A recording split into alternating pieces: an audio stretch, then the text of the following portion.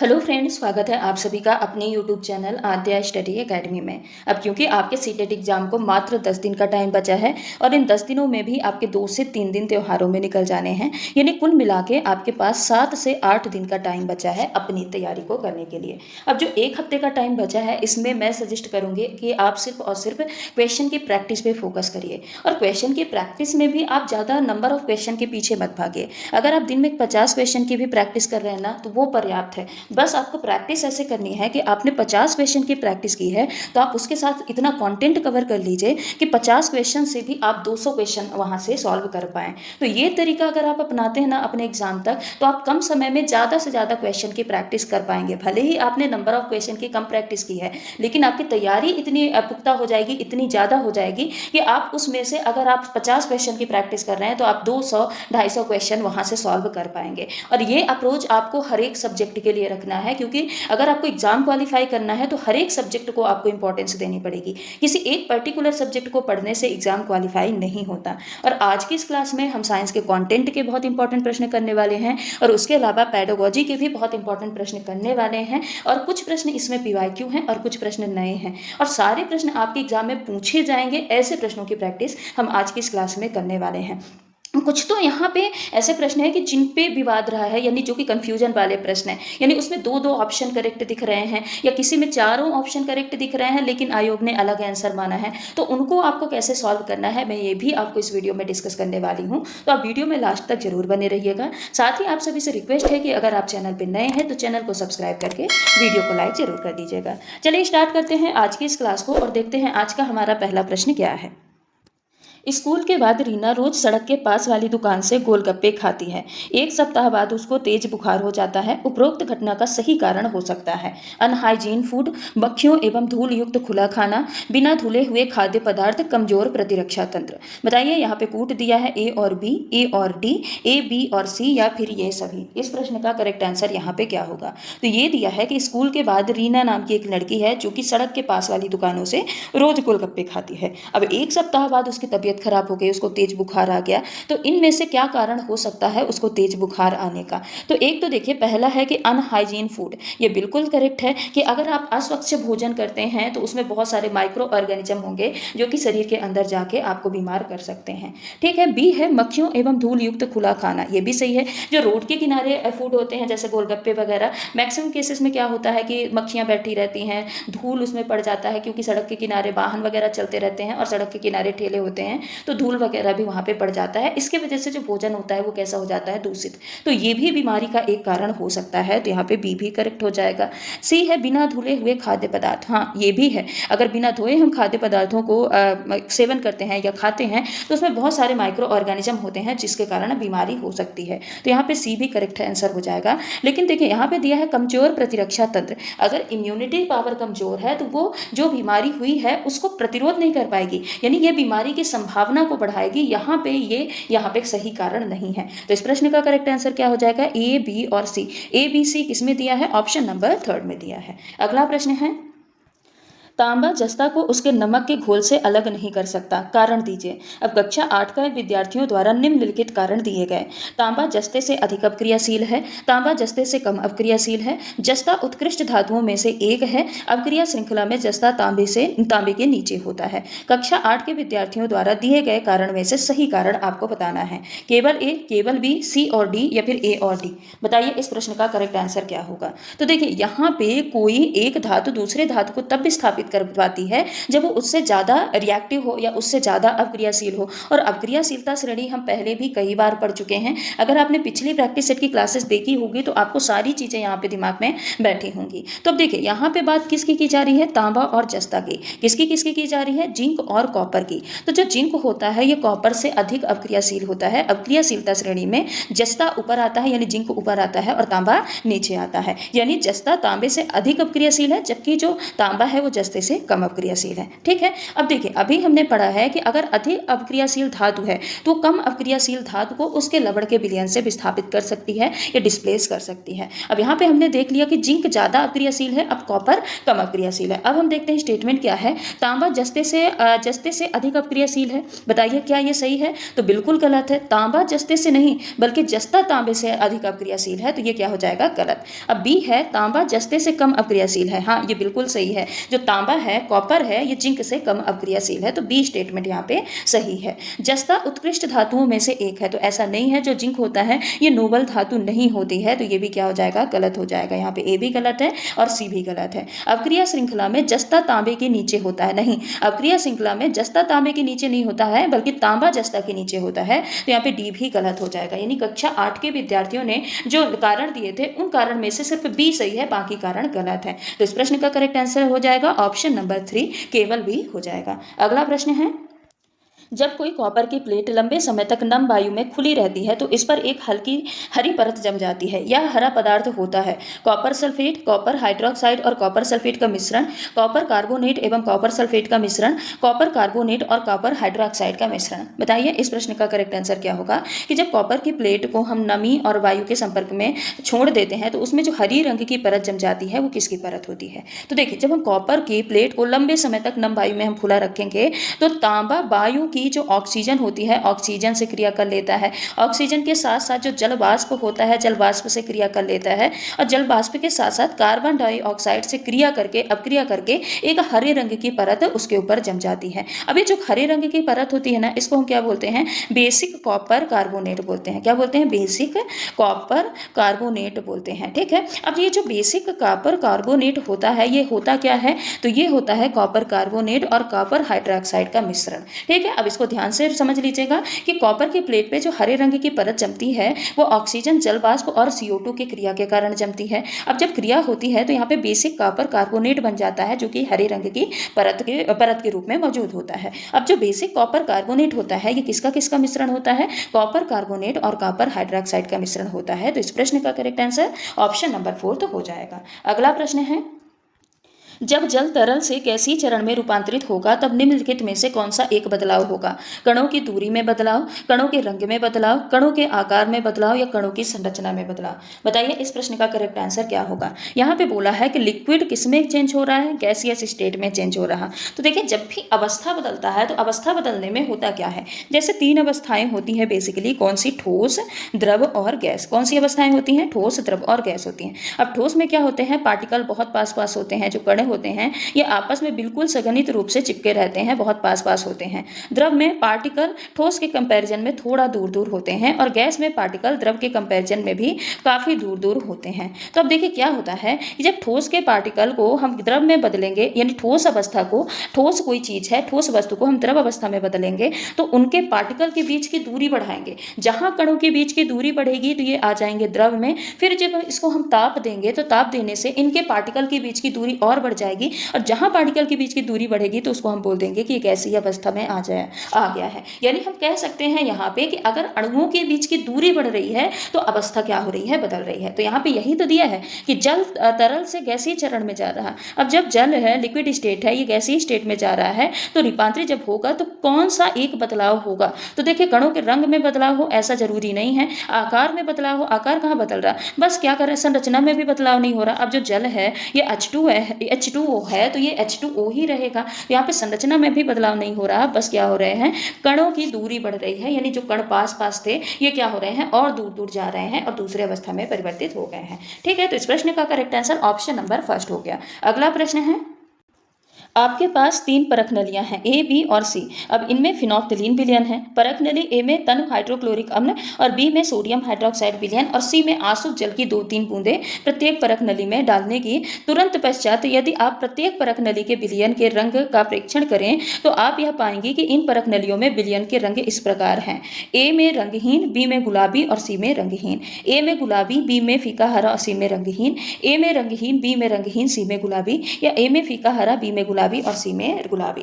बताइए इस प्रश्न का करेक्ट आंसर क्या होगा। कुल मिला के यहाँ पे आपको पूछा है कि फिनोप्थलीन अम्ल, क्षार और उदासीन विलयन के साथ कैसे रंग में परिवर्तित होता है, क्रिया करके किस रंग का एक विलयन बनाता है। तो यहाँ पे देखिए मैं कई बार आपको बता चुकी हूँ कि जो फिनोप्थलीन होता है ना, अगर इसको हम अम्ल में डालेंगे तो ये अम्ल से क्रिया करके कैसा हो जाता है, रंगहीन। यानी अम्ल के साथ कौन सा कलर देता है, कोई कलर ही नहीं देता, हो जाता है रंगहीन। लेकिन अगर इसको क्षार में डाला जाता है, क्षार में बेस में मिलाया जाता है तो ये गुलाबी रंग का हो जाता है। किस रंग का हो जाता है, गुलाबी। और इसको अगर कोई भी उदासीन विलयन में डाला जाता है तो उदासीन के साथ, जैसे कि आसुत जल, इसके साथ ये कैसा हो जाता है, रंगहीन हो जाता है। तो अब देखिए यहाँ पे एक ही जगह पे क्या दिया है, तनु हाइड्रोक्लोरिक अम्ल, यानी अम्ल के साथ फिनोप्थलीन कैसा रंग देगा, रंगहीन। यानी ए के साथ कैसा हो जाएगा, रंगहीन। अब बी में सोडियम हाइड्रोक्साइड यानी क्षार है तो बी में कौन सा रंग हो जाएगा, गुलाबी। और सी में आसुत जल है तो आसुत जल यानी उदासीन के साथ कौन सा रंग हो जाएगा, फिनोप्थलीन का, रंगहीन। तो ए में रंगहीन, बी में गुलाबी, सी में क्या है, रंगहीन।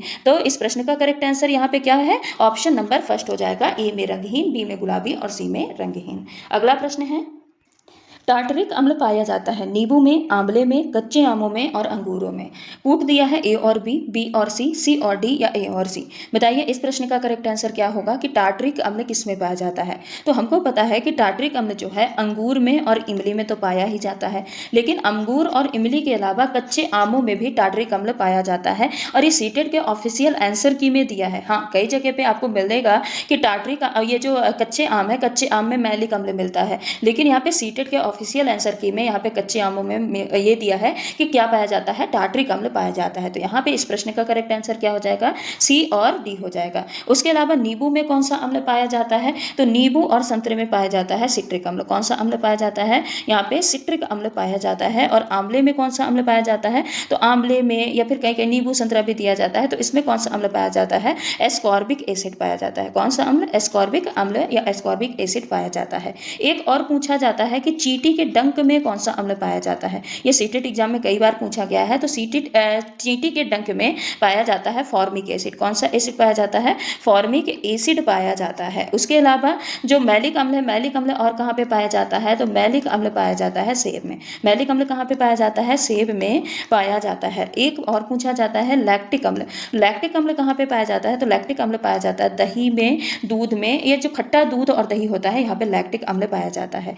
एक और है एसिटिक अम्ल। क्या है, एसिटिक अम्ल। तो एसिटिक अम्ल कहाँ पे पाया जाता है, तो एसिटिक अम्ल पाया जाता है सिरके में। कहाँ पे पाया जाता है, सिरका में पाया जाता है। बाकी इस प्रश्न का correct answer option number third हो जाएगा। अगला प्रश्न है, कक्षा 8 की एक शिक्षिका ने अपनी कक्षा में नीचे दिए गए क्रियाकलाप का निर्देशन दिया। शिक्षिका ने एक चम्मच में थोड़ा सा सल्फर लेकर उसे जलाया। उन्होंने फिर उस चम्मच को ढक्कन वाले गिलास के भीतर रखा और यह सुनिश्चित किया कि बनने वाली गैस गिलास से बाहर न जाए। कुछ मिनट के बाद उन्होंने गिलास में पानी डाला। क्या होता यदि इस गिलास में नीला और लाल लिटमस पत्र डाले जाते। यह सीटेट सितंबर 2016 में पूछा गया प्रश्न है। नीला लिटमस पेपर जो है वो लाल हो जाता। दोनों में परिवर्तन, कोई भी परिवर्तन नहीं होता। नीला लिटमस पत्र नीला ही रहता, लाल लिटमस पत्र नीला हो जाता। बताइए इस प्रश्न का यहाँ पे करेक्ट आंसर क्या होगा। तो देखिए जो शिक्षिका ने पूरी क्रियाविधि अपनाई है, ये प्रोसेस क्या थी कि उन्होंने क्या लिया, सल्फर को लिया और सल्फर को ऑक्सीजन के संपर्क में लाया यानी जलाया। तो जलाने पे क्या बना, सल्फर डाइऑक्साइड बना। क्या बना, सल्फर डाइऑक्साइड। अब जब गिलास में पानी डाला यानी जो सल्फर डाइऑक्साइड बनी है, सल्फर डाइऑक्साइड जब H2O यानी जल के संपर्क में आएगी तो ये क्या बनाएगी, सल्फ्यूरस अम्ल। क्या बनाएगी, H2SO3 यानी सल्फ्यूरस अम्ल का फॉर्मेशन करेगी। अब ये सल्फ्यूरस अम्ल है यानी क्या है, अम्ल। अब अम्ल है, अगर इसमें हम लिटमस पेपर डालेंगे तो हमको पता है जो अम्ल है ये क्या करता है, नीले लिटमस को लाल कर देता है। क्या करता है, नीले लिटमस को लाल कर देता है और लाल के साथ कोई भी क्रिया नहीं करता है। तो अगर हम नीला लिटमस पेपर डालेंगे तो ये लाल हो जाएगा, जबकि लाल लिटमस पेपर लाल ही बना रहेगा। तो इस प्रश्न का करेक्ट आंसर क्या हो जाएगा, ऑप्शन नंबर फर्स्ट कि नीला लिटमस पत्र लाल हो जाएगा। दोनों में कोई परिवर्तन नहीं होगा, ये तो हो ही नहीं सकता, नीला लिटमस पत्र लाल हो रहा है। ठीक है, अगला प्रश्न है, बांस में कौन सा सिरा विन्यास तथा मूल का प्रकार पाया जाता है। समांतर सिरा विन्यास तथा तंतुमय मूल, जालिकावत सिरा विन्यास तथा मूसला मूल, समांतर सिरा विन्यास तथा मूसला मूल या जालिकावत सिरा विन्यास तथा तंतुमय मूल। बताइए इस प्रश्न का करेक्ट आंसर क्या होगा। तो सबसे पहले आप ये समझिए कि समांतर सिरा विन्यास, तंतुमय मूल, मूसला मूल या जालिकावत सिरा विन्यास होता क्या है और किन में होता है। ठीक है, तो सबसे पहले हम पढ़ते हैं समांतर सिरा विन्यास। किसको, समांतर सिरा विन्यास। और दूसरा क्या है, जालिकावत सिरा विन्यास। ठीक है, इसके साथ भी हम मूल भी पढ़ लेंगे। लेंगे। तो समांतर शिरा विन्यास मतलब क्या होता है कि पत्ती की जो नसें होती हैं ये एक दूसरे के क्या हो, समांतर अरेंज हो, एक दूसरे को काटे नहीं। अब ये किस में होता है, तो ये होता है गेहूं में और चावल में। किस में होता है, गेहूं, घास और बांस में। किस में होता है, गेहूं, घास और बांस में होता है। ठीक है, वहीं पे जालिका व शिरा विन्यास क्या होता है, इसमें पत्ती की जो नसें होते हैं ना बिल्कुल जाली के रूप में अरेंज होती हैं, एक जाली जैसी संरचना का निर्माण करती हैं। अब जालिका व शिरा विन्यास किस में देखने को मिलता है, तो आम में देखने को मिलता है, अमरूद में देखने को मिलता है। आम अमरूद के साथ साथ गुलाब में भी जालिका व शिरा विन्यास देखने को मिलता है। अब हम बात करते हैं जड़ की। तो जड़ में पहला आता है तंतुमय जड़। क्या आता है, तंतुमय जड़। तो तंतुमय जड़ मतलब क्या होता है कि इसमें जो जड़ें होती है ना ये बहुत पतली पतली होती हैं, कोई यहाँ पे एक मेन जड़ नहीं होती है। ठीक है, अब ये किस में देखने को मिलती है, तो ये गेहूं, घास और बांस में देखने को मिलती है। और जो मूसला जड़ होती है, मूसला जड़ क्या होती है, मूसला जड़ वो जड़ होती है जिसमें एक प्राइमरी जड़ होती है, मोटी सी जड़ होती है। अब इसमें से छोटी छोटी पतली पतली जड़ें निकलती हैं, लेकिन एक मोटी जड़ होती है जो कि जमीन के गहराई तक जाती है। अब ये किस में होता है, तो ये गाजर में होता है। गाजर है, मूली है, सरसों है, इनमें क्या होती है, मूसला जड़ होती है। एक चीज और आपको यहाँ याद रखना है और ये आगे के प्रश्नों में भी काम आएगा कि अगर एक बीज पत्री है, क्या है, एक बीज पत्री है, यहाँ पे मैं लिख देती हूँ, एक बीज अगर पत्री पौधा है तो एक बीज पत्री पौधे में समांतर शिरा विन्यास और तंतुमय मूल होती हैं। और अगर द्विबीज पत्री है, कैसा है, द्विबीज पत्री है, तो द्विबीज पत्री में जालिकावत शिरा विन्यास और कैसी जड़ होती है, मूसला जड़ होती है। अब यहाँ पे पूछा है कि बांस में कौन सा शिरा विन्यास होता है, तो अभी हमने देखा है कि समांतर शिरा विन्यास बांस में होता है और मूल कैसी होती है, तंतुमय मूल होती है। और जो बांस होता है ये कैसा होता है, मोनोकॉट होता है, एक बीजपत्री पौधा होता है। तो इस प्रश्न का correct answer option number first हो जाएगा। अगला प्रश्न है, निम्न में से गलत कथन का चयन करना है। यहाँ पे श्वसनी वक्ष गुहा में जाकर दो श्वसनी में जाकर विभक्त हो जाती है। स्वर यंत्र के चारों ओर उपास्थि से बनी दो प्लेटें पाई जाती हैं। ग्रसनी मुख गुहा का पिछला भाग है जो ग्लॉटिस के द्वारा लैरिंक्स में खुलता है। नासा द्वार के बीच का भाग नासा बेस में कहलाता है। बताइए इस प्रश्न का करेक्ट आंसर क्या होगा। यहाँ पे गलत कथन का चयन करने के लिए बोला गया है। तो देखिए श्वसनी वक्ष गुहा में जाकर दो श्वसनी में जाकर विभक्त हो जाती है, तो बिल्कुल सही है। जो ट्रैकिया होता है यहाँ पे श्वसनी नहीं होगा, क्या होगा, श्वास नली होगा। क्या होगा, श्वास नली। जो ट्रैकिया होता है, ट्रैकिया देखिए ऐसी ट्रैकिया छल्ले के आकार की होती है ना, ये ट्रैकिया जाके वक्ष गुहा में यानी थोरैकिक कैविटी में दो पार्टों में जाके डिवाइड हो जाती है, जिनको हम क्या बोलते हैं, ब्रोंकाई। फिर ब्रोंकाई छोटे छोटे ब्रोंकियोलस में डिवाइड हो जाती हैं, ब्रोंकियोलस में ही कूपिकाएं कनेक्ट होती हैं। ठीक है, तो ये तो क्या है, स्टेटमेंट बिल्कुल करेक्ट है। यहाँ पे गलत पूछा है। ग्रसनी मुख गुहा का पिछला भाग है जो ग्लॉटिस के द्वारा लैरिंक्स में खुलती है, तो ये भी सही है कि जो ग्रसनी है ना, फेरिंक्स से ये मुख गुहा का पिछला भाग होता है और श्वसन मार्ग के रूप में यह ग्लॉटिस द्वारा, ग्लॉटिस को क्या बोलते हैं, कंठ द्वार बोलते हैं, इसके माध्यम से ये जाके लैरिंक्स में खुलती है। तो यहाँ पे थर्ड भी सही है। नासा द्वार के बीच का भाग नासा बेस में कहलाता है, बिल्कुल सही है। जो एक्सटर्नल नाश होता है ना, इसके भीतर का भाग नासा बेस में या नोजल चैम्बर कहलाता है, तो ये भी सही है। लेकिन सेकंड यहाँ पे सही नहीं है। अब सेकंड सही नहीं है, इसीलिए इस प्रश्न का करेक्ट आंसर है कि स्वर यंत्र के चारों ओर उपास्थि से बनी दो प्लेटें पाई जाती हैं। ठीक है, जबकि ऐसा नहीं है। स्वर यंत्र केवल दो प्लेटों से नहीं बना होता है, बल्कि ये 9 अलग अलग प्रकार के कार्टिलेजेस के कंकाल से मिलकर बना होता है। कितने, 9 विभिन्न प्रकार के उपास्थियों के कंकाल से मिलकर बनी एक जटिल संरचना होती है, एक कॉम्प्लेक्स स्ट्रक्चर होता है। तो यहाँ पे इस प्रश्न का correct answer option number second हो जाएगा। अगला प्रश्न है, नीचे दिया गया कौन सा कथन सही है। बृहदांत्र में भोजन का पाचन होता है। बृहदांत्र में उंगली के समान उभरी हुई संरचनाएं होती हैं जिन्हें दीर्घरोम कहते हैं। बृहदांत्र क्षुदांत की अपेक्षा चौड़ी तथा छोटी होती है। बृहदांत्र में पचित भोजन का अवशोषण होता है। बताइए इस प्रश्न का करेक्ट आंसर क्या होगा। तो यहाँ पे दिया है कि बृहदांत्र सबसे पहले ये समझिए ये क्या होता है, बड़ी आंत होती है। क्या होती है, बड़ी आंत। तो बताइए क्या बड़ी आंत में भोजन का पाचन होता है, बिल्कुल गलत है। भोजन का पाचन कहाँ पे होता है, मेनली स्टमक में होता है, फिर छोटी आंत में पूरा जाता है, लेकिन बड़ी आंत में भोजन का पाचन नहीं होता, तो ये तो गलत है। बृहदांत में उंगली के समान उभरी हुई संरचनाएं पाई जाती है ना, उंगली के समान उभरी हुई संरचना पाई जाती हैं आंतों में, लेकिन कौन सी आंत में पाई जाती है, छोटी आंत में, स्मॉल इंटेस्टाइन में पाई जाती है, जिसको हम क्या बोलते हैं, विलाई बोलते हैं। ठीक है, ये इनके आंतरिक दीवारों पे पाई जाती है, तो यहाँ पे सेकंड भी गलत है। थर्ड यहाँ पे सही है। थर्ड क्या है, बृहदांत क्षुद्रांत की अपेक्षा चौड़ी तथा छोटी होती है, बिल्कुल सही है। देखिए जो बड़ी आंत होती है ना, बड़ी आंत की लंबाई कितनी होती है, 1.5 मीटर ही होती है, जबकि छोटी आंत की लंबाई कितनी होती है? छोटी आंत की लंबाई हमको पता है कि कितनी होती है, लगभग 7.5 मीटर के बराबर होती है। लेकिन चौड़ी कौन होती है? चौड़ी होती है बड़ी आंत, इसीलिए इस प्रश्न का करेक्ट आंसर ऑप्शन नंबर 3 हो जाएगा। बृहदान्त्र में पचित भोजन का अवशोषण होता है ना, पचित भोजन का अवशोषण मेनली कहाँ पे होता है? स्मॉल इंटेस्टाइन में होता है। कहाँ पे होता है? छोटी आंत में होता है। ये क्या करता है, जो बड़ी आंत होती है केवल और केवल जल और कुछ खनिज लवण हैं उनके अवशोषण का काम करता है। तो इस प्रश्न का करेक्ट आंसर ऑप्शन नंबर 3 हो जाएगा। अगला प्रश्न है, समीर अपने कंचे यानी गोली को फर्श पर बिछे 3 विभिन्न पृष्ठों, सतहों, तनी हुई सेलिफोन सीट, कालीन और समाचार पत्र पर लुढ़काता है। कंचे पर लगने वाला घर्षण बल बढ़ते क्रम में किस प्रकार होगा? सेलिफोन शीट, कालीन, समाचार पत्र, सेलिफोन सीट, कालीन, समाचार पत्र, कालीन, सेलिफोन सीट या सेलिफोन सीट, समाचार पत्र, फिर लास्ट में कालीन। बताइए इस प्रश्न का यहाँ पे करेक्ट आंसर क्या होगा? देखिए यहाँ पे क्या बोला है, घर्षण के बारे में पूछा है कि घर्षण बल का बढ़ता हुआ क्रम कौन सा होगा, और 3 सीटें यहाँ पे दी हैं, एक सेलिफोन सीट, एक है कालीन और तीसरा है समाचार पत्र। तो देखिए घर्षण बल, फ्रिक्शन फोर्स क्या होता है? ये सतह के खुरदरेपन पे डिपेंड करता है। जितनी खुरदरी सतह होगी, जितनी ज़्यादा खुरदरी सतह होगी उतना ही ज़्यादा क्या होगा? घर्षण होगा, और जितनी चिकनी सतह होगी उतना ही कम वहाँ पे घर्षण होगा। अब क्योंकि यहाँ पे क्या पूछा है, बढ़ता क्रम पूछा है, यानी कम से अधिक में व्यवस्थित करना है, तो जो सेलिफोन सीट होती है ना, सेलिफोन सीट ये सबसे ज़्यादा चिकनी होती है। अब सबसे ज़्यादा चिकनी होती है तो सबसे कम घर्षण कहाँ पे होगा? सेलिफोन सीट में होगा। फिर उसके बाद आता है समाचार पत्र। क्या आता है? न्यूज़पेपर थोड़ा खुरदुरा होता है सेलिफोन सीट से, लेकिन कालीन जितना खुरदुरा नहीं होता। कालीन कारपेट सबसे अधिक खुरदुरी सतह इसकी होती है। रेसेदार, आप देखिए कभी भी कारपेट घर पे बिछा होगा, आप उसको ध्यान से देखिएगा, उसमें रेसे काफ़ी ज़्यादा पाए जाते हैं, तो रेसेदार सतह होती है, इसलिए यहाँ पे घर्षण बल सबसे अधिक होगा। तो सबसे कम सेलिफोन सीट, फिर समाचार पत्र, फिर क्या हो जाएगा? कालीन। तो इस प्रश्न का करेक्ट आंसर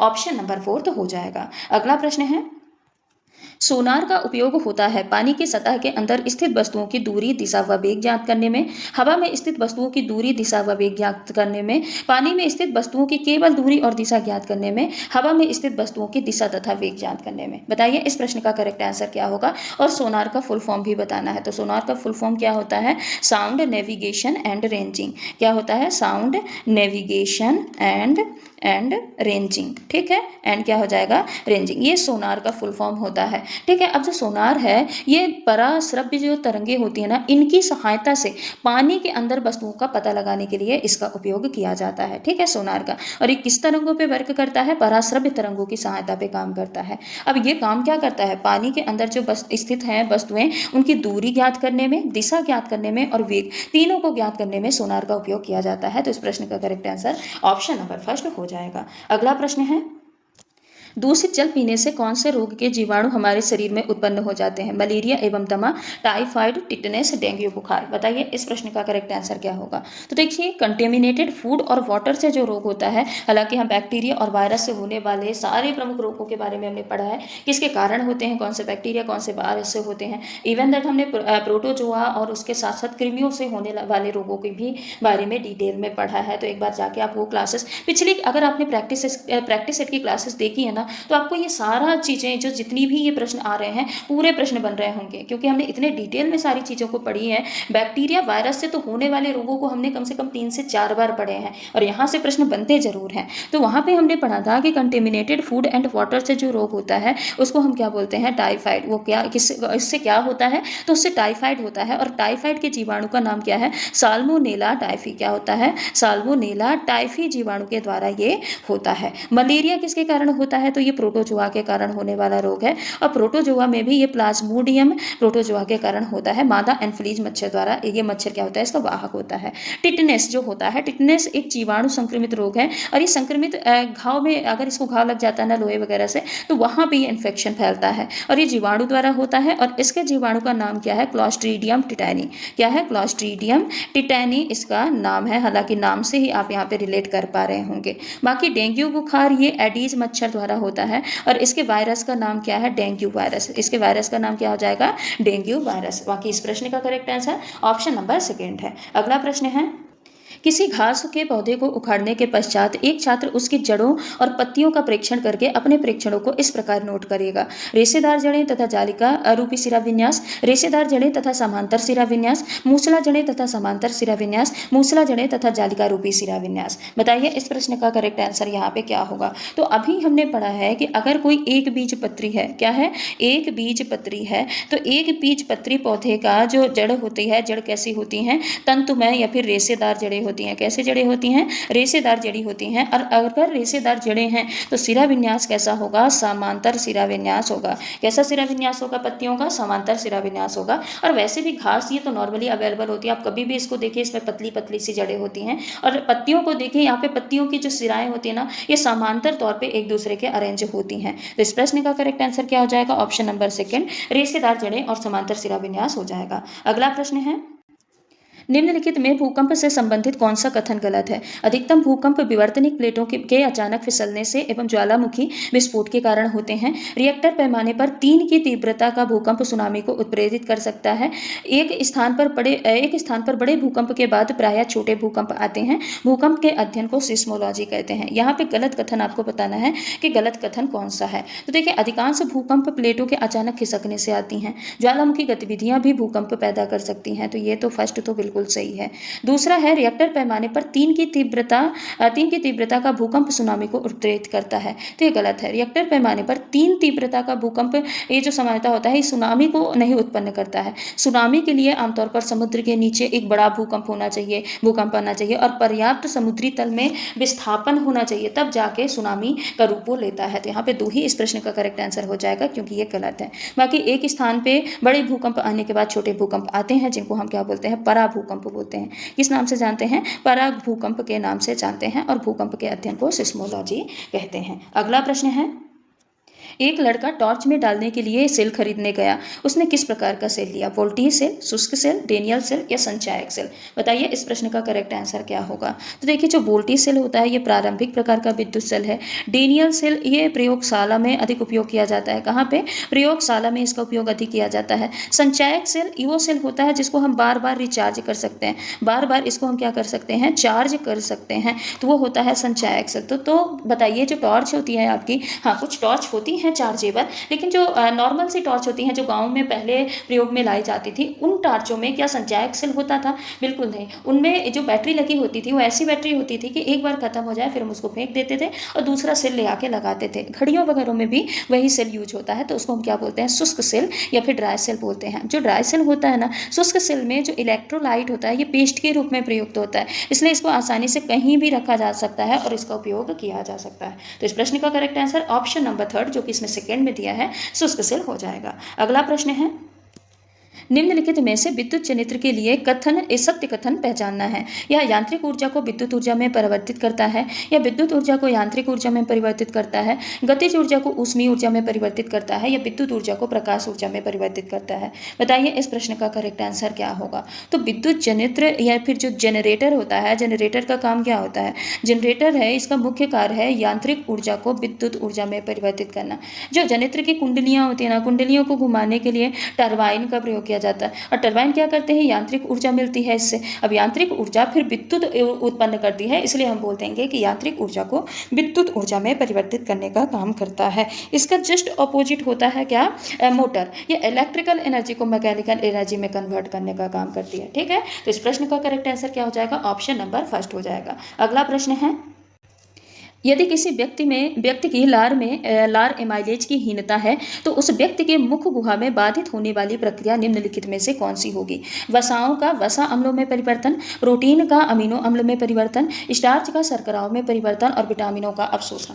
बताइए इस प्रश्न का करेक्ट आंसर क्या होगा। देखिए, अगर लार में लार एमाइलेज नामक एंजाइम ही ना पाया जाए तो क्या हो। अब लार में जो लार एमाइलेज यानी सलाइवरी एमाइलेज जो होता है, इसका काम क्या होता है, इसका काम होता है कि जो स्टार्च है, स्टार्च को किस किस में कन्वर्ट करना, सिंपल शुगर में कन्वर्ट करना। अब सिंपल शुगर में भी ये मेनली किस में कन्वर्ट करने का काम करता है, तो मेनली ये कन्वर्ट करता है किस में, माल्टोज में। किस में कन्वर्ट करने का काम करता है, माल्टोज में कन्वर्ट करने का काम करता है। तो अगर लार एमाइलेज की ही कमी हो जाएगी तो जो स्टार्च है, स्टार्च ये माल्टोज शुगर में कन्वर्ट नहीं हो पाएगा। तो इस प्रश्न का करेक्ट आंसर ऑप्शन नंबर 3 हो जाएगा कि स्टार्च का शर्कराओं में परिवर्तन प्रभावित होगा। बाकी वसा का वसी अम्लों में ये मुख्यतः छोटी आंत में पाचन के दौरान होता है। प्रोटीन का अमीनो अम्ल में परिवर्तन ये आमाशय में होता है और छोटी आंत में। विटामिनों का अवशोषण मुख्यतः छोटी आंत में होता है। तो इस प्रश्न का करेक्ट आंसर ऑप्शन नंबर 3 होगा। अगला प्रश्न है, जल को ठंडा करने पर बर्फ में बदलने से जल का घनत्व कम हो जाता है, जल का घनत्व बढ़ जाता है, अपरिवर्तित रहता है, या इनमें से कोई नहीं। बताइए इस प्रश्न का करेक्ट आंसर क्या होगा।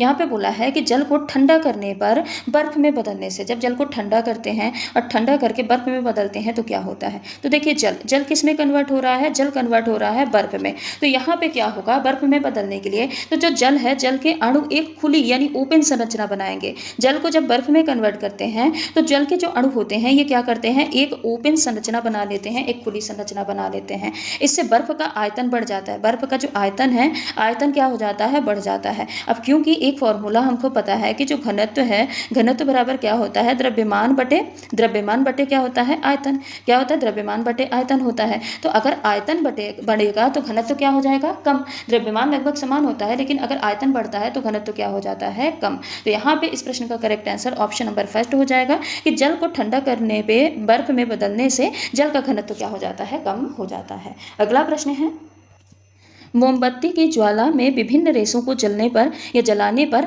अंतरा ने निम्न प्रेक्षण नोट किए। एक्स चमकदार रोशनी के साथ जलता है और स्लेटी काली राख बच जाती है। वाई कुंचित होकर जलता है और गहरी दरदरी राख उत्पन्न होती है और जेड जलने पर पिघल जाता है। एक्स वाई जेड क्रमशः हो सकते हैं सूत, नायलॉन, ऊन, जूट, ऊन, रेयॉन, रेशम, डेनिम, नायलॉन या ऊन, रेशम, रेयॉन। बताइए इस प्रश्न का करेक्ट आंसर क्या होगा। तो यहाँ पे देखिए जो एक्स वाई जेड है, यहाँ पे बोल रहा है कि विभिन्न रेसे हैं, यानी अलग अलग रेसे हैं। इनको जलाने पे एक अंतरा नाम की लड़की है जिन्होंने ये प्रेक्षण नोट किया है। तो एक्स क्या है, चमकदार रोशनी के साथ जलता है और स्लेटी काली राख बचती है। तो ऐसा किसमें होता है, ऐसा होता है पादप रेसे। अब पादप रेसे यहाँ पे क्या दिया है, जूट दिया है। जो जूट होता है, जूट को जब जलाएंगे तो ये चमकदार रोशनी के साथ जलेगा और लास्ट में स्लेटी काली राख छोड़ देता है। वाई वाई यहाँ पे क्या हो जाएगा, ऊन। ऊन कुंचित होकर जलता है। ऊन ये जंतु प्रोटीन रेशा है। आग में ये सिकुड़ कर जलता है। कुंचित मतलब क्या होगा, सिकुड़े, सिकुड़ के जलेगा और गहरी दरदरी राख देता है। तो वाई की जगह पे क्या हो जाएगा, ऊन हो जाएगा।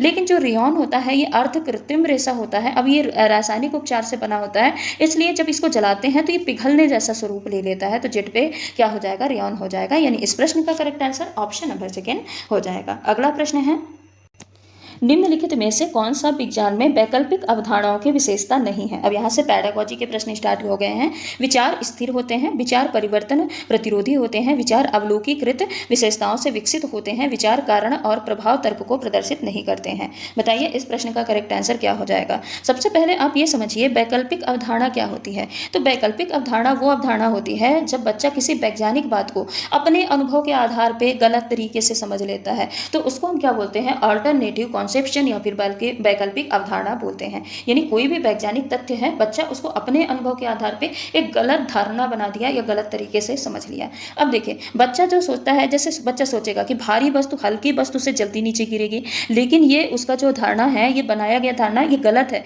ये इसका विचार गलत है, लेकिन वैज्ञानिक रूप से ये सही नहीं है। तो अब यहाँ पे देखिए ऑप्शन जो है, ऑप्शन क्या दिया है कि विचार स्थिर होते हैं। तो बताइए बच्चे के मन में जो बनी गलत धारणा है ये आसानी से नहीं बदलती है, विचार स्थिर होते हैं, तो ये तो बिल्कुल करेक्ट है। यहाँ पे नहीं पूछा है। विचार परिवर्तन प्रतिरोधी होते हैं, क्या ये सही है, सही है। जो बच्चे सही जिस बात को मान लेते हैं ना, उसको हम जल्दी से नहीं बदल सकते। उनकी जो पुरानी सोच है वो जल्दी से नहीं बदल सकती। अगर आप करेक्ट आंसर बता भी दिए तब भी उनकी पुरानी सोच हावी ही रहती है। तो ये भी बिल्कुल करेक्ट हो जाएगा, ये भी वैकल्पिक अवधारणा है। विचार अवलोकीकृत विशेषताओं से विकसित होते हैं, तो ये भी बिल्कुल सही है। बच्चे जो देखते हैं, सुनते हैं, आसपास जो उन्होंने देखा उसके आधार पर ही वो अपनी समझ बना लेते हैं। तो ये भी एक वैकल्पिक अवधारणा की विशेषता होती है। लेकिन विचार कारण और प्रभाव तर्क को प्रदर्शित नहीं करते, ये गलत है यहाँ पे, क्योंकि वैकल्पिक अवधारणाओं में बच्चा कारण और प्रभाव तर्क लगा सकता है, तर्क लगाता ही है। यहाँ पे कारण प्रभाव और तर्क लगाता है कि क्यों हुआ, कैसे हुआ, ये तर्क लगाता है। तो ये क्या है, ये सही नहीं है। तो इस प्रश्न का करेक्ट आंसर क्या हो जाएगा,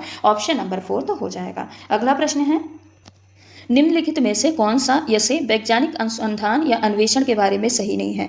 परिणाम क्रियाविधि द्वारा प्रभावित नहीं होते हैं। किसी अनुसंधान या अन्वेषण में सामाजिक संदर्भ प्रभावित कर सकते हैं। आंकड़े और साक्ष्य समान होते हैं। कोई भी सार्वत्रिक सर्वव्यापी वैज्ञानिक विधि नहीं है। बताइए इस प्रश्न का करेक्ट आंसर यहाँ पे क्या होगा? देखिए यहाँ पे दिया है कि वैज्ञानिक अन्वेषण। अब वैज्ञानिक अन्वेषण या वैज्ञानिक अनुसंधान का मतलब क्या होता है कि जब हम किसी सवाल का जवाब अवलोकन के आधार पे, अवलोकन मतलब क्या होता है कि देख के, सुन के, उसको इस आधार पे हम उसको जज करें, यानी अवलोकन के आधार पे उसको हम खोजें या फिक्स करें, या फिर प्रयोग करके हम देखें, या फिर प्रमाण के आधार पे खोजते हैं, तो उसको हम क्या बोलते हैं? वैज्ञानिक अनुसंधान या अन्वेषण बोलते हैं। अब इसके बारे में कौन सी क्रियाविधि सही नहीं है ये पूछा है। तो परिणाम क्रियाविधि द्वारा प्रभावित नहीं होते, बिल्कुल प्रभावित होते हैं, ये यहाँ पे गलत है। सही यहाँ पे पूछा है, ठीक है। परिणाम जो होता है ये क्रियाविधि द्वारा प्रभावित होते हैं, यानी प्रयोग करने का तरीका क्या है, मेथड क्या है, विधि क्या है, ये परिणाम को जरूर प्रभावित करती है। जैसे मान लीजिए कोई चाय है, अब चाय को आप 2 मिनट अगर उबाल रहे हैं और 10 मिनट उबाल रहे हैं तो दोनों का रिजल्ट अलग अलग होगा। अगर 2 मिनट आप उबालते हैं तो हो सकता है चाय आपकी कच्ची रह जाए, और 10 मिनट उबालते हैं तो हो सकता है चाय आपकी अच्छी पक जाए या जलने के कगार पे आ जाए, है ना। तो इन दोनों का जो रिजल्ट होगा, रिजल्ट अलग अलग होगा। तो प्रयोग करने का तरीका यानी मेथड ये परिणाम को प्रभावित करता है, ठीक है। दूसरा है किसी अनुसंधान अन्वेषण में सामाजिक संदर्भ प्रभावित कर सकते हैं। तो बताइए कर सकते हैं कि नहीं कर सकते? तो सही है। जो वैज्ञानिक अनुसंधान है ये जिस समाज में किया गया, जिस समय किया गया, जिस परिस्थिति में किया गया है, उसका प्रभाव इस पे पड़ता है। तो यहाँ पे 2 क्या हो जाएगा? सही हो जाएगा। आंकड़े और साक्ष्य ये समान होते हैं? तो बिल्कुल नहीं। दोनों को देखिए, आप ऐसे याद करिए, जो डेटा, आंकड़ा मतलब क्या होता है? डेटा। डेटा हमको कब मिलता है? प्रयोग से मिलता है। किससे मिलता है? प्रयोग से मिली जानकारी होती है। लेकिन साक्ष्य या फिर एविडेंस क्या होता है? एविडेंस वो होता है, वो जानकारी होती है जो किसी निष्कर्ष को सही साबित करने में मदद करती है। बोलते हैं ना इसके खिलाफ एविडेंस मिला है। तो क्या होता है कि जो मतलब जो हम शक कर रहे हैं, जो हमारा कथन है उसको सही साबित करने में जो काम करता है उसको हम क्या बोलते हैं? एविडेंस। और ये दोनों समान नहीं होते, ये कभी भी समान नहीं होते। यहाँ पे तीसरा भी गलत है, पहला भी गलत है। अब देखते हैं चौथा, कोई भी सार्वत्रिक या सर्वव्यापी वैज्ञानिक विधि नहीं है। तो ये सही है क्या? सही है। विज्ञान हर समस्या के को हल करने के लिए एक ही निश्चित तरीका अपनाए, ये जरूरी नहीं है ना। किसी समस्या को हम प्रयोग से हटा सकते हैं, या किसी समस्या को हम अवलोकन द्वारा, तुलना करके, मॉडल आदि बना के उसको हम क्या कर सकते हैं? सॉल्व कर सकते हैं। तो यहाँ पे फोर्थ भी क्या है? सही है। तो इस प्रश्न का correct answer option number second और फोर्थ हो जाएगा। अगला प्रश्न है, निम्नलिखित में से कौन सी गतिविधि आगामिक विवेचन के लिए सर्वाधिक उपयुक्त है? विद्यार्थियों को परावर्तन के नियम बताने के लिए कहना, विद्यार्थियों को समतल दर्पण में आपतन कोण के विभिन्न मापों के लिए परावर्तन कोण मापने के लिए कहना, प्रयोगात्मक रूप से परावर्तन के नियमों को सत्यापित करना, या परावर्तन के नियम पर आधारित संख्य विषयक यानी संख्यात्मक समस्याओं को हल करना। बताइए इस प्रश्न का करेक्ट आंसर क्या होगा? यहाँ पे बोला है आगामिक विवेचन के लिए सर्वाधिक उपयुक्त विधि कौन सी है, गतिविधि कौन सी है। तो देखिए आगामिक विवेचन क्या होता है? इंडक्टिव रीजनिंग क्या होती है, यानी यहाँ पे जो टीचर होता है ना, पहले नियम नहीं बताता। पहले क्या करता है? नियम नहीं बताता। पहले बहुत सारे उदाहरण देगा, बच्चों को अलग अलग उदाहरण देगा, प्रयोग करवाएंगे। प्रयोग करवाने के बाद बच्चे जो रिजल्ट देखेंगे उसके आधार पे खुद नियम तक पहुंचते हैं। तो उसको हम क्या बोलते हैं? आगामिक विवेचन। यानी यहाँ पे जो होता है उदाहरण से नियम की ओर जाया जाता है। क्या होता है? उदाहरण से नियम की ओर जाया जाता है, ठीक है। तो यहाँ पे अब ऑप्शन देखिए, परावर्तन को विद्यार्थियों को परावर्तन के नियम बताने के लिए कहना। अब देखिए यहाँ नियम पहले से ही मौजूद है, अब विद्यार्थी उसको पढ़ के रट के बता देते हैं। तो यहाँ पे खोजने वाला आगमन विधि कहाँ से आया? ये खोजने वाला यहाँ पे आगमन नहीं है, ठीक है। तो यहाँ पे फर्स्ट तो नहीं होगा। सेकंड क्या है? विद्यार्थियों को समतल दर्पण में आपतन कोण के विभिन्न मापों के लिए परावर्तन कोण मापने के लिए कहना। अब बताइए ये सही है कि नहीं? तो बिल्कुल करेक्ट है। अलग अलग आपतन कोण को लेकर परावर्तन कोण मापना, बच्चे अलग अलग कोणों पर प्रयोग करेंगे, देखेंगे, तब उसके आधार पर निकाल पाएंगे कि हाँ जो आपतन कोण होता है, आपतन कोण बराबर होता है किसके? परावर्तन कोण के। तो यहाँ पे ये इंगेज रहेंगे। तो ये इस प्रश्न का करेक्ट आंसर हो जाएगा। ये यहाँ पे ये खुद इस पैटर्न से नियम तक पहुंचेंगे, पहले मापेंगे, फिर उसके रिजल्ट के आधार पे ये खुद नियम बनाएंगे कि हाँ आपतन कोण परावर्तन कोण के बराबर होता है। बाकी प्रयोगात्मक रूप से परावर्तन के नियम को सत्यापित करना, अरे सत्यापित बस कर लेना, ये क्या होता है? सही नहीं होता है। यहाँ पे बच्चे एक्टिवली पार्टिसिपेट नहीं होते हैं। संख्यात्मक समस्याएं हल करना, ये भी यहाँ पे नहीं होगा। तो इस प्रश्न का करेक्ट आंसर क्या होगा? ऑप्शन नंबर सेकंड हो जाएगा। अगला प्रश्न है, कक्षा में सामाजिक वैज्ञानिक मामलों की परिचर्चा सहायता करती है। अधिगमकर्ताओं में तर्क संगत कौशल का विकास करने में, किसी मामले पर बहुपरिप्रेक्ष्य का विकास करने में, नागरिक विज्ञान संबंधी गतिविधियों को प्रेरित करने में या विज्ञान के विकास में समाज की भूमिका के महत्व को स्वीकार करने में। ऑप्शन है बी और सी, ए बी और सी और डी या बी सी और डी। बताइए इस प्रश्न का करेक्ट आंसर क्या होगा। सबसे पहले आपको यह बताना है कि सामाजिक वैज्ञानिक मामले ये होते क्या हैं। तो ऐसे मुद्दे जिनमें विज्ञान के साथ साथ उसमें समाज हो और समाज के साथ साथ लोगों के विचार हो, जो समाज के लोग हैं उनके विचार हो, उनको हम क्या बोलते हैं, सामाजिक वैज्ञानिक मुद्दे बोलते हैं या मामले बोलते हैं। अब यहाँ पे क्या क्या आ जाएगा, जैसे जलवायु परिवर्तन, क्या आ जाएगा, जलवायु परिवर्तन। अब यहाँ पे विज्ञान, लोग यानी समाज और लोगों के विचार भी हैं, ठीक है। इसके अलावा प्रदूषण जैसी समस्या, ये भी क्या हो जाएगा, सामाजिक वैज्ञानिक मामले हो जाएंगे। परमाणु है, वैक्सीन है, प्लास्टिक का उपयोग है, इसको कैसे रिसाइकल करना, ये सारे इसी के अंतर्गत आ जाएंगे। अब यहाँ पे देखिए इन मुद्दों पे अगर कक्षा में इन मुद्दों पे चर्चा करते हैं तो करने से बच्चे जो हैं ये अलग अलग दृष्टिकोण को समझेंगे, अलग अलग नजरियों को समझेंगे और उनको समझने का मौका मिलेगा। अब यहाँ पे ऑप्शन क्या है, तर्क संगत कौशल को विकसित करना, तो सही है। अगर किसी मुद्दे पर कारण देते हैं तो तर्क, इसमें क्या होगा, अगर इस मुद्दे को हम उठाते हैं तो बच्चे कारण देंगे, तर्क दे करते हैं और अपने विचार समझते हैं और समझाते हैं। तो यहाँ पे ए तो क्या हो जाएगा, बिल्कुल सही हो जाएगा। किसी मामले पर बहुपरिप्रेक्ष्य विकसित करना, तो देखिए यहाँ पे क्या होता है, देखिए यहाँ पे जैसे दिया है ना तर्क संगत कौशल का विकास करने में, तो ये भी बिल्कुल सही है। क्योंकि यहाँ पे क्या होता है, तर्क संगत जब ऐसे सामाजिक मुद्दे विकसित होते हैं ना, तो यहाँ पे जो आर्ग्यूमेंटल स्किल्स होता है ना, इसका डेवलपमेंट बहुत होता है बच्चों में। बी है किसी मामले पर बहुपरिप्रेक्ष्य का विकास करना। अब देखिए छात्र एक ही मुद्दे से अलग अलग दृष्टिकोण से देखेंगे, है ना। कोई दूसरा छात्र है वो दूसरे तरीके से बताएगा, तीसरा छात्र है वो तीसरे तरीके से बताएगा, तो हर किसी का जो नजरिया होगा वो अलग अलग होगा। अब जब अलग अलग नजरिया होगा तो जो छात्र हैं ये मल्टीपल पर्सपेक्टिव का यहाँ पे विकास होगा, यानी ये बहुपरिप्रेक्ष्य का क्या करेंगे, यहाँ पे विकास होंगे। ये सामाजिक दृष्टिकोण को समझेंगे और अलग अलग दृष्टिकोण को समझेंगे। यहाँ पे बी भी क्या हो जाएगा, बिल्कुल करेक्ट हो जाएगा। सी है नागरिक विज्ञान संबंधी गतिविधियों को प्रेरित करने में। तो ये जो चर्चाएं होती है ना, ये समाज के प्रति जागरूक कर नागरिक विज्ञान यानी जो सिटीजन साइंस होती है इनकी गतिविधियों को क्या करती है, प्रेरित करती है। तो सी भी यहाँ पे करेक्ट हो जाएगा। देखिए अगर माना जाए तो यहाँ पे डी भी सही है, लेकिन यहाँ पे जो सीटेट के अनुसार यानी सीबीएसई के अनुसार डी को अमान्य माना गया है, यानी करेक्ट आंसर नहीं माना गया है। इसका कारण ये बताया गया है कि अगर हम स्कूली स्तर पर सामाजिक वैज्ञानिक चर्चा कर रहे हैं ना, तो मामलों की ये जो चर्चा होती है इसका जो मेन उद्देश्य है विज्ञान के विकास के जो महत्व हैं इनको सिर्फ स्वीकार करना नहीं है, इनको सिर्फ स्वीकार नहीं करना है, बल्कि छात्रों को आलोचनात्मक जो सोच है यानी जो क्रिटिकल थिंकिंग होती है इनको क्या करना है, बढ़ाना है और नागरिक की भागीदारी को भी बढ़ाना है। तो इसलिए यहाँ पे डी ऑप्शन को करेक्ट नहीं माना गया है। तो इस प्रश्न का करेक्ट आंसर ए, बी और सी हो जाएगा, जो कि ऑप्शन नंबर सेकंड में दिया है। अगला प्रश्न है, निम्नलिखित में से कौन सा जांच पड़ताल की तरह विज्ञान को चित्रित करता है। दिए गए पौधों या पादप या पौधों का शाक, झाड़ियों एवं वृक्षों में वर्गीकरण करना, चने के बीजों में अंकुरण की दर को प्रभावित करने वाले कारकों का अन्वेषण करना, नारियल के पेड़ या वृक्ष पर 5 उपयोग सूचीबद्ध करना, या विभिन्न पर्णों में सिरा विन्यास के प्रकारों का अवलोकन करना। बताइए इस प्रश्न का करेक्ट आंसर क्या होगा। यहाँ पे देखिएगा जांच पड़ताल लिखा है, जांच पड़ताल हम बहुत बार पढ़ चुके हैं ना। या इसका मतलब क्या होता है, इंक्वायरी बेस्ड का मतलब होता है कि बच्चे सिर्फ फैक्ट यहाँ पे नहीं याद रखें बल्कि खुद सवाल करे, खुद इंगेज करे, फैक्ट बस नहीं याद करता। जैसे ऐसा क्यों होता है, कौन सा कारण है, प्रयोग करके पता लगाते हैं, ऐसे क्या चीजें यहाँ पे उत्पन्न होती हैं, ऐसे प्रश्न यहाँ पे उत्पन्न होते हैं। तो इसको हम क्या बोलते हैं, जांच पड़ताल बोलते हैं। अब यहाँ पे देखिए ऑप्शन दिया है, दिए गए पौधों का शाक, झाड़ियों एवं वृक्षों में वर्गीकरण करना। अब बच्चे दिए गए पौधा दिया है, उनकी विशेषताओं के आधार पर इसको अलग अलग कर दिए, तो यहाँ पे तो खोज नहीं हो रही ना, कोई खोज नहीं हो रही है, तो ये तो गलत हो जाएगा। नारियल के पेड़ के पे 5 उपयोग, भाई देखना, बुक से देख के लिख दिया या बाकी ऐसे सुन चीजें लिख दिया, तो ये उपयोग लिखना ये क्या है, ये जांच पड़ताल नहीं है, जांच पड़ताल को चित्रित नहीं करता। विभिन्न पर्णों में सिरा विन्यास के प्रकारों को अवलोकन करना, सिर्फ देखना क्या होता है, इंगेजिंग नहीं होता है। तो यहाँ पे इस प्रश्न का करेक्ट आंसर क्या हो जाएगा, ऑप्शन नंबर सेकंड, कि चने के बीजों में अंकुरण की दर को प्रभावित करने वाले कारकों का अन्वेषण करना। कहीं पे अगर खोज वगैरह आ जाती है तो यही क्या होता है, करेक्ट आंसर होता है, अगर क्वेश्चन यहाँ पे पॉजिटिव दिया है तो।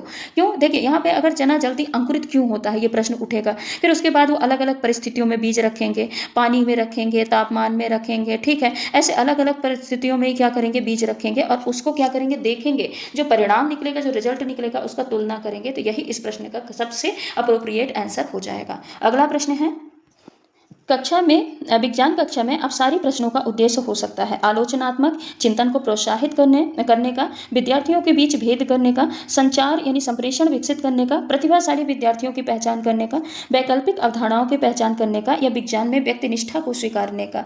यहाँ पे ऑप्शन है A B D E, A B C F, या ए सी ई एफ, या फिर बी डी ई एफ। बताइए इस प्रश्न का करेक्ट आंसर क्या होगा। तो यहाँ पे देखिए अपसारी प्रश्न बोला है। अपसारी प्रश्न मतलब कि ऐसा प्रश्न जिनका सिर्फ एक ही उत्तर ना हो बल्कि कई सारे उत्तर हो सके, इसको हम क्या बोलते हैं, डाइवर्जेंट क्वेश्चन। इसको क्या बोलते हैं, डाइवर्जेंट क्वेश्चन, यानी जिसके एक आंसर ना हो के कई सारे आंसर बन सके, जहाँ पे सोच लगे, तर्क लगे, अलग अलग दृष्टिकोण हो, इसके आधार पे कई संभावित उत्तर बन सके, उसको हम क्या बोलते हैं, अपसारी प्रश्न बोलते हैं। ठीक है, अब इसका देखिए उद्देश्य क्या क्या हो सकता है। तो आलोचनात्मक यानी चिंतन को प्रोत्साहित करना तो बिल्कुल सही है। जो अपसारी प्रश्न होते हैं ना, ये ओपन एंडेड वाले प्रश्न होते हैं, यानी इसके मुक्त कई आंसर इसके हो सकते हैं, मुक्त अंत वाले होते हैं। तो यहाँ पे बच्चों में आलोचनात्मक विवेचनात्मक जो चिंतन होता है इसको बढ़ावा मिलता है, ये बिल्कुल सही है। ठीक है, बी है विद्यार्थियों के बीच भेद करना। देखिए भेद करना कभी नहीं, भेद अगर भेद आ रहा, अलगाव आ रहा, तो सबसे पहले आप उसको काटिए। ठीक है, संचार यानी संप्रेषण कौशल जो होता है इसको विकसित करना, तो ये भी सही है। जब छात्र अपने अनूठे और विचित्र विचार को व्यक्त करेंगे ना, एक दूसरे से शेयर करते हैं, तो इससे क्या होता है, कक्षा में स्वस्थ एक हेल्दी क्या होती है, चर्चा होती है, बात विवाद होता है, जिसमें उनका संप्रेषण कौशल, संचार कौशल, बोलने का कौशल भी विकसित होता है। तो सी भी सही है। प्रतिभाशाली विद्यार्थियों की पहचान करना, देखिए ये नहीं है, हम ये जो संचार, ये जो अपसारी प्रश्न पूछते हैं, इससे ये नहीं करते कि जो टैलेंटेड बच्चा है उसकी हम पहचान कर लेंगे इससे ना, ये मतलब इसका मकसद नहीं होता है।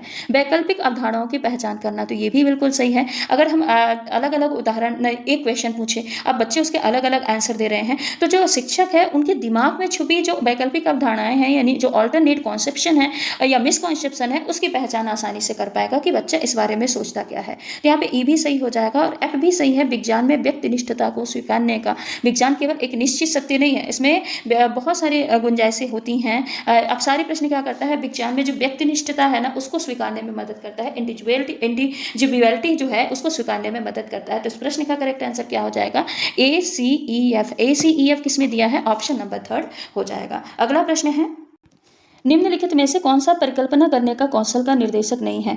खोजबीन तक ले जाने वाला प्रश्न बनाना, कुछ सिद्धांतों के विषय में अवलोकनों अथवा संबंधों की व्याख्या करने का प्रयास करना, सूचना एकत्र करने के लिए ज्ञानेंद्रियों का उपयोग करना, या किसी प्रयोग के लिए चरों की पहचान करना। तो बताइए इस प्रश्न का करेक्ट आंसर क्या होगा। इस प्रश्न का करेक्ट आंसर आपको बताना है। तो देखिए अगर सूचना को, इस प्रश्न का जो करेक्ट आंसर होगा ये ऑप्शन नंबर 3 होगा। क्यों होगा, देखिए अगर सूचना एकत्र करने के लिए ज्ञानेंद्रियों का उपयोग, मतलब आंख, कान, नाक, त्वचा, इनके उपयोग से अगर हम जानकारी एकत्र कर रहे हैं, तो वो किसमें कहलाएगा, अवलोकन में आ जाएगा। किसमें आएगा, अवलोकन में आ जाएगा, जो कि प्राइमरी सीढ़ी होती है। जब बच्चा छोटा होता है तो अवलोकन करके, ऑब्जर्वेशन के माध्यम से सीखता है, लेकिन जब बच्चा बड़ा हो जाता है तो हाइपोथेटिकली सोचने लगता है, यानी जो चीजें सामने उपलब्ध नहीं है उनके बारे में भी इमेजिन कर पाना क्या कहलाता है, परिकल्पना कहलाता है। तो यहाँ पे नहीं पूछा है, तो इसीलिए इस प्रश्न का करेक्ट आंसर ऑप्शन नंबर 3 हो जाएगा। बाकी खोजबीन ये तो होगा ही, ठीक है। यहाँ पे संबंध की व्याख्या करने का प्रयास करना, ये भी हो जाएगा। किसी प्रयोग के लिए चरों की पहचान करना, ये भी क्या हो जाएगा, करेक्ट आंसर हो जाएगा। यहाँ पे नहीं पूछा है, इसलिए इस प्रश्न का करेक्ट आंसर ऑप्शन नंबर 3 होगा। अगला प्रश्न है, उच्च प्राथमिक स्तर पर रासायनिक अपक्रिया की अवधारणा से विद्यार्थियों को परिचित कराने के लिए निम्नलिखित में से कौन सी उपयुक्त रणनीति है। संयोजकता, इलेक्ट्रॉन और इलेक्ट्रॉनिक विन्यास लिखना या गणना, रासायनिक समीकरणों को प्रतीकात्मक रूप से लिखना तथा अवलोकन करने के लिए कहना, रासायनिक अपक्रिया को परिभाषित करता तथा उदाहरण करना, और उन रासायनिक अपक्रियाओं पर परिचर्चा करना किसका उनके जीवन में संभावित रूप से अवलोकन कर रखा है। ठीक है, बताइए इसमें से कौन सी है जो कि उपयुक्त रणनीति है रासायनिक अपक्रिया की अवधारणा से विद्यार्थियों को परिचित कराने की। तो देखिए यहाँ पे सबसे पहले आप ऑप्शन एलिमिनेट करिए। इलेक्ट्रॉनिक विन्यास या संयोजक इलेक्ट्रॉन लिखना या करना, ये बिल्कुल सही विधि नहीं होगी। रासायनिक समीकरण को प्रतीकात्मक रूप से उनके सिंबल्स को लिखना या उनको देखने के लिए कहना, अवलोकन करना, ये भी सही नहीं है। रासायनिक अपक्रिया को परिभाषित, सिर्फ परिभाषा देना, उदाहरण देना, ये सही नहीं है उनसे विद्यार्थियों से परिचित कराने का। बल्कि यहाँ पे साइंस कहता है कि साइंस को आप डेली लाइफ से जोड़ के पढ़ाइए, उन रासायनिक अपक्रियाओं पर चर्चा करिए और बताइए कि इसको किसने महसूस किया है, किसने देखा है। जैसे कि लोहे में जंग लगना, कागज का जलना, इनको किसने देखा है। तो इससे क्या होते हैं, बच्चे इस विषय में ज्यादा इंटरेस्ट से पढ़ेंगे और अवधारणा जो होती है, कॉन्सेप्ट जो होते हैं, उनको रटने के बजाय उनको समझने पे फोकस करते हैं। तो इस प्रश्न का करेक्ट आंसर ऑप्शन नंबर 4 हो जाएगा। अगला प्रश्न है, निम्नलिखित में से वैज्ञानिक नियमों के बारे में कौन सा सही नहीं है? वे अवलोकनशील परिघटनाओं के मध्य संबंधों का वर्णन करते हैं, वे वैज्ञानिक सिद्धांतों से बनते हैं, उन्हें चुनौती नहीं दी जा सकती है, वे भौतिक परिघटनाओं के लिए तर्क विवेचन प्रदान करते हैं। बताइए इस प्रश्न का करेक्ट आंसर क्या होगा? तो इस प्रश्न का करेक्ट आंसर होगा ऑप्शन नंबर फर्स्ट। क्यों होगा?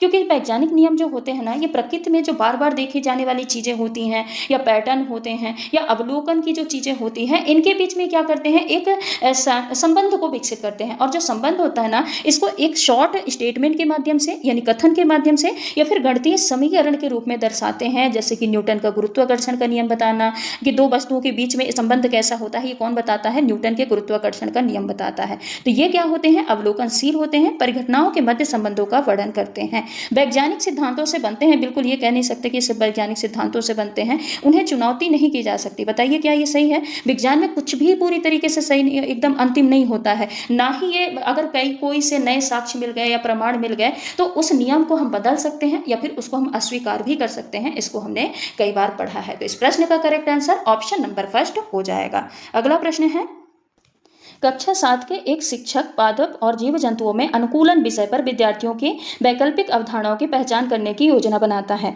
इस उद्देश्य के लिए निम्नलिखित रणनीतियों के समुच्चय में से कौन सा सर्वाधिक उपयुक्त है? चित्रांकन, जांच सूची, साक्षात्कार, पोर्टफोलियो, सामूहिक परिचर्चा, नैदानिक प्रश्नावली, साक्षात्कार, चित्रांकन, परियोजना, जांच सूची और आरेखन। बताइए इस प्रश्न का करेक्ट आंसर क्या होगा? तो देखिए वैकल्पिक अवधारणा तो पता है, ये तो पता है कि इसका मतलब क्या होता है, यानी दिमाग में कौन सी पहले से धारणा बनी हुई है, ये क्या होती है? वैकल्पिक अवधारणा होती है। अब इसमें इसके मदद से शिक्षक क्या करता है? ऐसी रणनीति बनाता है जिससे बच्चा अपनी सोच कर खुलकर बताए, अपने सोच को खुल के बताए। तो बताइए इसमें से कौन सा जो ऑप्शन है इस प्रश्न का बिल्कुल करेक्ट होगा? तो इस प्रश्न का करेक्ट आंसर होगा ऑप्शन नंबर थर्ड, नैदानिक प्रश्नावली। देखिए नैदानिक प्रश्नावली क्या होता है? बच्चे जो गलत और अपूर्ण अवधारणा होती है ना, उससे पकड़ने में मदद मिलती है कि बच्चे क्या अलग गलत या अलग अवधारणा बना के रखे हैं। जो साक्षात्कार होता है, बच्चा किसी बात को ऐसे क्यों मानता है, ये पता चलता है साक्षात्कार के माध्यम से।